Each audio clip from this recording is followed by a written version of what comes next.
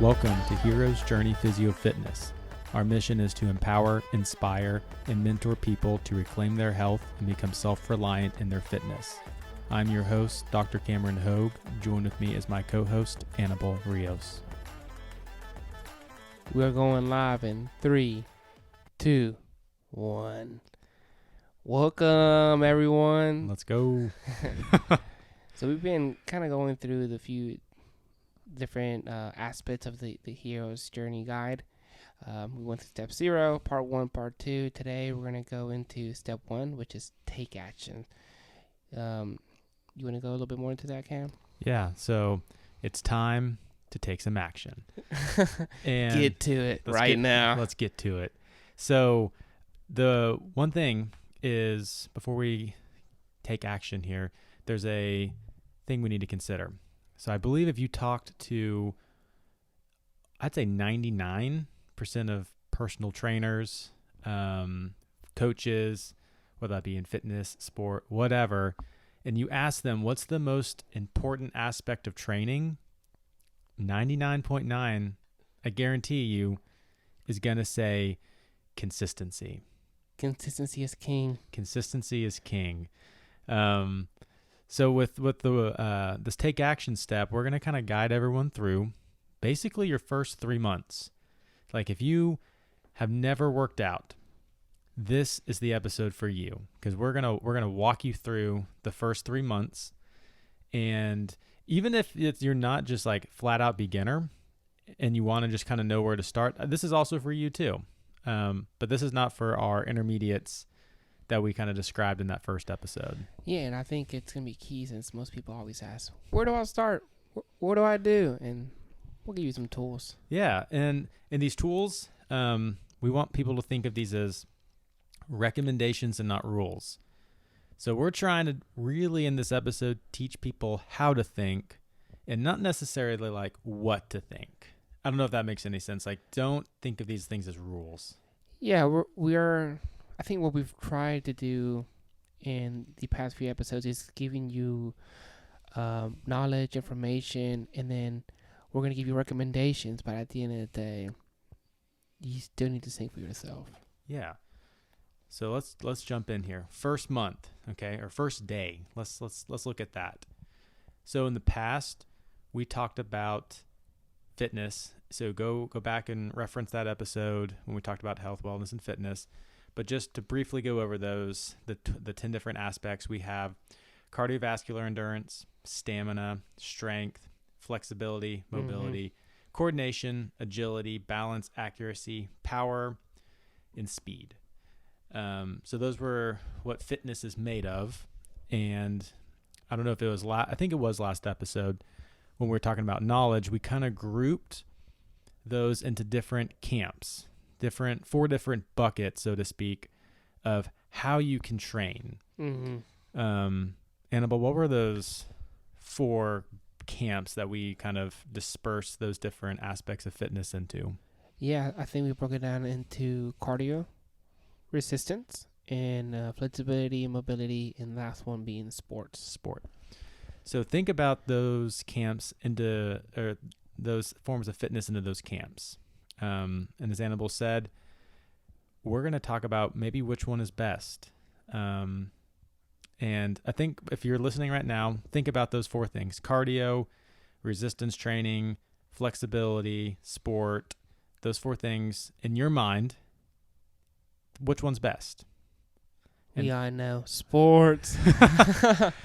And I bet you this will generate maybe some debate, some conversation. That I think so. I think everybody says, "Oh, you need to only focus on cardio. You got to do it. Right. You can forget about everything else." Right. I actually, so I have one client right now in physical therapy, and she comes with her sister, and I asked them this question. They're both in college. They're both very active, play intramural sports and work out and everything. I asked them this question, and it was fun to hear what they thought about it, and kind of hear their thought process behind. One said sport and the other said resistance training. Here's what we're going to break it down to. And this is going to be really lame, but it's really true. And then Well, we can actually debate which one's the best, but which type is the best? And Annabelle and I both agree that it's the type that you will do. Boom. I mean, it's true with anything. I think with not just these 4 topics or criteria, it's anything in life. A lot of times you're sitting there, well, I don't even want to start or do anything because I got to find the perfect one. Yeah. And we're saying no. Pick one, and one that yourself, know that self. We were talking about that. Which one do I know that I'm going to consistently do throughout the week? Yeah. Because we just talked about consistency is king.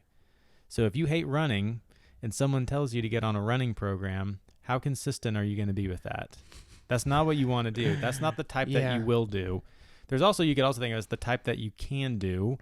That could get more into, that's more my PT brain thinking about certain injuries or even like medical conditions, or maybe it's like not feasible for you to be able to run, but you can get into certain machines to do resist. There are some people that, which one can you do? Well, I think that's what we're talking about. Even maybe get a checkup, see where you're at, and sometimes you can't run. I've been the person where, man, I'm really overweight. I haven't ran in a while, but I'm gonna go out there and run, and you do it for a week, and then afterwards you burn out, and that's what we're trying to prevent. Is you don't want to burn out. We want you to build consistency. Yeah, it's good to push yourself, but not at first. You're trying to build a good foundation, and then eventually you can layer on other things. Right. So the type that you will do or the type that you can do, that is the best form. On a side note, I'm going to advocate for resistance training. I do think that is, I'm not going to say it's the best or the most important, but I think it's up there. It can help the other ones. It can help the other ones, and you can turn weights into a sort of circuit, or different, like what they say, metcons and different types of you can turn them into conditioning, which will help your cardio. Like kettlebell swings. Oh, they were brutal this morning. You did those this morning. It's brutal. So first month, choose your form. Whatever one you think that you will do is the one that you need to do. And that'll determine like the kind of equipment you need. If you pick resistance training, you might need a gym membership, unless you're going to do some body weight stuff. Or if you're running, you might need to get shoes. Pickleball, you might need a racket. Something. You need to figure out which kind you will do, and then that'll determine what kind of equipment you need. Step 1 of the first month. Just start. Pick one that you will do. Now we need to determine how many days a week we can actually consistently commit to. So if you know that with your busy schedule, maybe you got a newborn, maybe you got, you work late hours, and you're trying to spend 6 hours in the gym, that's not going to happen. That's not going to happen. You can do that maybe for 3 or 4 weeks. And then as soon as you start missing days, remember that principle number 2, like the 2-day rule, it's going to lead to that snowball. It's going to snowball. So realistically, where are you? Be honest with yourself. Be honest with yourself. Be honest with It all ties together. It's all tying together. Did I just move, start a new job? What life phase am I currently in? And what can I take on? And we'll say that you need a minimum of 2 days. And I would say a max of 6 days. I don't think people need to be training 7 days a week. You need your Sabbath. You need that day of rest. Even God rested. Don't over commit yourself, but also, one day is better than nothing. One day is better than nothing. But if you want to actually start to see some potential changes in your health and body, minimum would be 2 days. Yeah. And I always say, like you said, this is per week, by the way. Yeah. Per week, about not doing too much too soon. It's finding that sweet spot. Something that's challenging enough for you. Don't compare yourself to somebody else and what they're able to do. They're on a separate path. Maybe they're a little bit ahead of the journey than you are. Okay, right now, today, what's something that, 1, I can consistently do, and 2, is going to be challenging enough. So there's, I don't know, you're encouraged or more motivated to want to do it. Exactly. It could just be, okay, I'm going to go walk every day during lunch for 10 minutes. And for me right now, that's challenging enough. Right. So this next, I've got a little thought experiment, because one thing that I hear the most is, I don't have the time. I don't have the time to work out. I And don't care. What do I do? so I want you to think about it like this. And I heard this from a fitness coach. I believe his name was Brandon Carter. He did this little thought experiment, which I loved. And so I'm going to share it with everybody here. So right now, if you have out your phone, pull out your calculator on your phone, or if you pen and paper. And what you need to do is write down how many hours you sleep at night on average, and then multiply that number by 7, because there's 7 days in a week. So hours multiplied by 7. Okay. Then I want you to take how many hours you work a week. Okay. And then also include your commute time. So if it's a 30-minute commute, you're going to add an hour extra onto your day for there and back. And then I want you to add the hours of quality time that you spend with family and friends per week, average-wise. And I know that can fluctuate, and, sometimes you're, whatever. But just figure out how many hours of quality time that you spend during the week with your family and friends. Okay, so those 3 things for the average person are the essentials. Mm-hmm. Like, you have to sleep, you most likely have to work, and you most likely have to have some form of community quality time, whether that's 20 minutes a day. Most people have some sort of interaction with family or friends. Yeah. To some degree. Okay? So you take all those numbers and you add them up. Okay? Once you get that number, you subtract from 168, which is how many hours there are in the week. Okay? So I did this for myself. I sleep 56 hours in a week. I work 40 hours. My commute is like non-existent. It's 5 minutes. And it is existent, Cam. So I didn't add that in there, but I work 40 hours a week. And then, I spend about at least 20 hours of quality time with my family and friends. I added all those numbers up. I still have 52 hours left in the week. 52 hours unaccounted for. This kind of reminds me of something I used to do in undergrad, and something that I started doing recently. It wasn't like this exactly, but I used to try to be very detailed, especially when you have a lot of chaos from classes, internships, trying to sign up for all these clubs and activities. I had a calendar like anybody, or you can get a spreadsheet, and I will lay out my classes, my free time in between each classes. Also, when I would go to lunch, when I had my school time, when I would go to sleep. It was very meticulous. Essentially, what we're doing here. Right. And when you're able to lay down your whole week, okay, I'm going to bed from 9 to 5, whatever it might be. And then I have class at this time. Then I have work at this time. So then you're clearly able to see your free time. Your free time, then you can decide, okay, study, or maybe I can spend time with friends. And I know at first it seems too meticulous, but maybe you want to do a time audit. Mm-hmm. Schedule out your whole week on a calendar, Excel spreadsheet, pen and paper, whatever. Write down the hours in the week. Okay, I'm sleeping from these hours. I'm working from this. This is commute. And you're going to see a lot of free time. And then it's going to pop up. It is. And then you can decide, okay, this free time, is it my quality time with my friends, family? Is this when I'm going to maybe do something else that I enjoy, whatever that might be? Oh, man, I have this chunk of time. All right, workout. Right here. This is time that I didn't realize that I had. Oh, yeah. And guys, you can make quality time also workout time if you have, like, with your spouse or even with your friends. Annabelle and I work out together. Yeah. And, we spend quality time hanging out with each other while we work out. I also work out with my wife some. And this quality time, we're almost hitting, 2 birds with 1 stone. So good cardio. Good. And and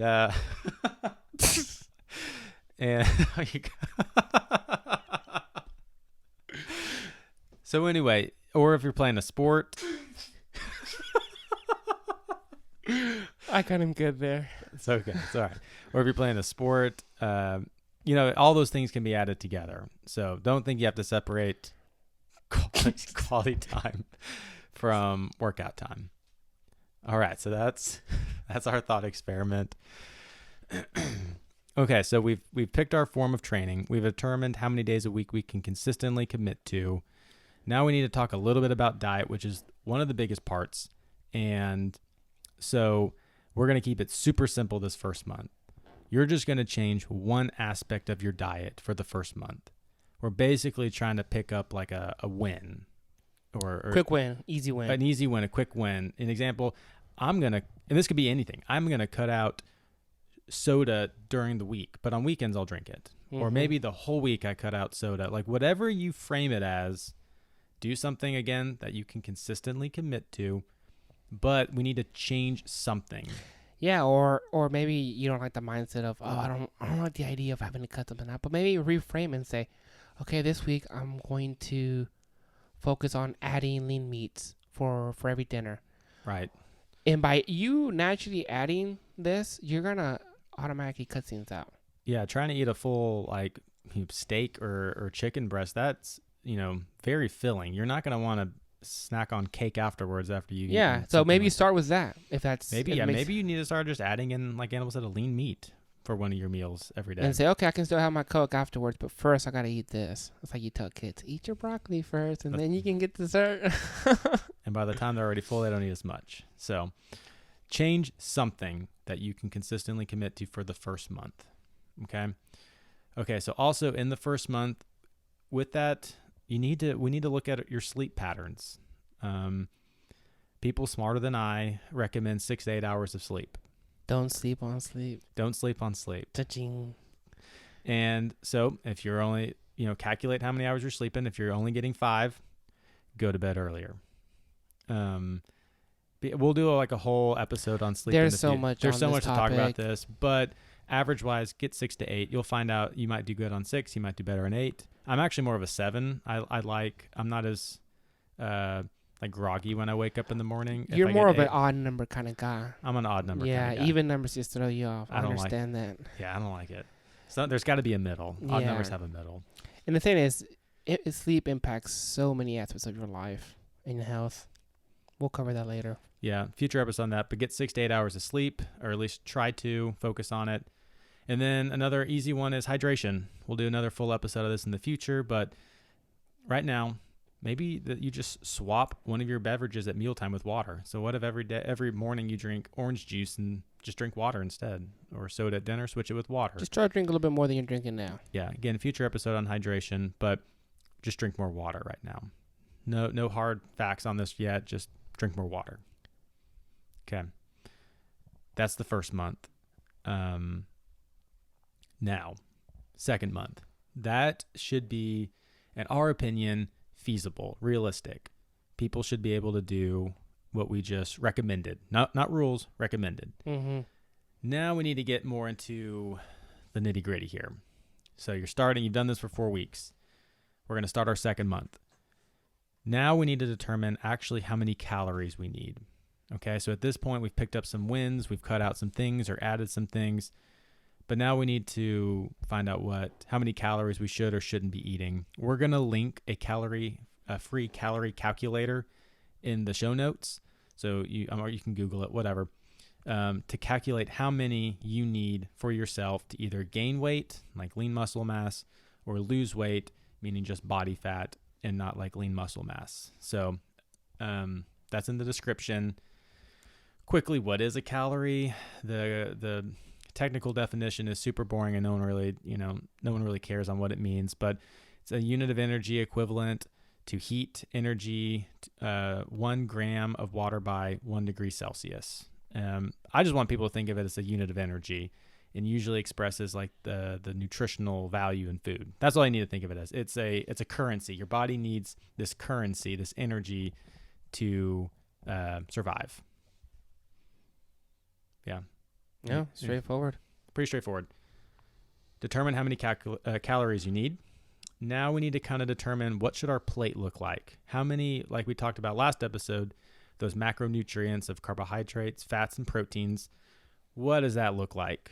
And again, this is second month. We're not going to go into percentages because I think that can bog some people down. Yeah. We're really trying to figure out all this different stuff, and it makes it really hard and almost not feasible to do unless you are really strict about it, almost like a bodybuilder who's got, everything planned out. Yeah, that's especially at first. You don't want, like I said, you're gonna burn out.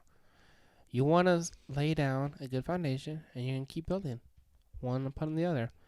I think focus on protein, and it's why do we say that, Cam? Why focus on protein? I know it's a lot of factors that go into it. It's really good for you, but I guess for me, it's a satiety standpoint. Oh, that's a great one. Try right now. Go eat a full chicken breast and just see how hungry you are after you eat that. Like I said, it's gonna naturally help you not to if you're like for me, I'm somebody that I'm trying to cut calories, lose weight. When I'm hungry, I know that what I need to go to feel full is gonna be chicken, ground beef.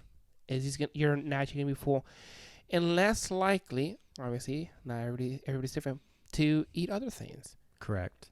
So, I think satiety is a great one, and we talked about last episode how all pretty much. I'm not gonna say all, but pretty much all lean tissue is made up of protein. We talked about that last episode. So it's super important. If you're looking at your plate, we're not gonna do percentages. Just look at your plate and say half of it, or close to half, should be protein. The other half should be whole foods, fruits, veggies, nuts, grains. Just look at your plate and tell yourself, is a third of this protein? And the rest, probably processed foods is what, if you go out to eat, they give you a little bit of protein and they give you a bunch of simple carbs because it's cheap. Simple carbs are cheap. Oh, maybe we should do either, I don't know, like a smaller segment on, because people say protein's so expensive. We'll have to do something like that. Maybe. Yeah, how to get it more cheap. And that's a good point. Yeah, we need to do that too. So look at your plate. Half of it should be protein, at least. The other half whole foods. So if you wanna get some numbers, we say 1 gram per pound of desired body weight for males, maybe up to 2 grams per desired body weight, and 0.8 grams per pound of desired body weight for females. So you just take your body weight. If you're 100 pounds, multiply that by 1, it's 100 grams of protein. Pretty straightforward. And again, if you are 100 pounds, female, 0.8, 80 grams of protein. Keyword, desired body weight. Desired.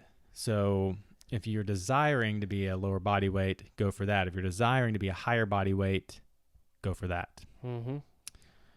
So we've kind of looked at what our macronutrient profile should be from a, like an airplane view over everything. At this point, we need to add another day of training in. It can be the same form or from the same camp that you started, or it can be something different. Okay, so if you're running 2 days a week, now maybe you add in a third day. We're just trying to add something in slowly over time that you can consistently commit to. And that is month 2. Okay, so we've walked through the first 2 months. Now we get to month 3. And this is where we want to maybe impose some of our thought processes and biases towards fitness and training. And I don't know if we came up with this, but we call it the 3-2-1 principle. That, again, it's a recommendation, not a hard rule. Mm-hmm. But we say 3 days a week of resistance training, 2 days a week of cardio and or sport, and 1 gram of 1 gram of protein per 1 gram per pound of desired body weight of protein. Okay, that's the 3-2-1 principle. So let's go back to that example of you're running 3 days a week. You hit month 3, you can either add in a day of resistance training. So now you're training 4 days a week, 3 days running, 1 day resistance training, or you swap one where you're running 2 days and now that other day of running is now resistance training. But over the months, we're trying to make it into 3 days of resistance, 2 days of cardio or sport, and then getting enough protein in every day. Yeah, and I think that's pretty straightforward. And again, and if you want to do 6 days, that's fine. But again, that's not everybody wants to do that. Yeah. Or it's even possible to Right. do that. And again, think of things like, can I commit to this for the next month? Yes. Okay. What about the next 3 months? Yes. What about the next 6 months? Maybe not. Maybe next year. Okay. No, I couldn't do that. It's okay in the time to say I can do 6 days for this month, but then I need to drop to 5 for the, each month might bring something a little bit different, but the key is you got to be consistent with it. And usually less is more. And if you are able to pick up those wins and not feel the defeat of missing a workout, that usually stacks. Usually wins stack on themselves. Yeah. So, No, definitely. And also losses. And that's why we have those rules and mindset. Go back to them. right.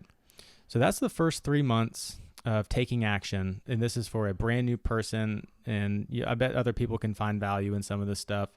So we, message us. We have, Twitter, Instagram, and Facebook. We link our email in every podcast description.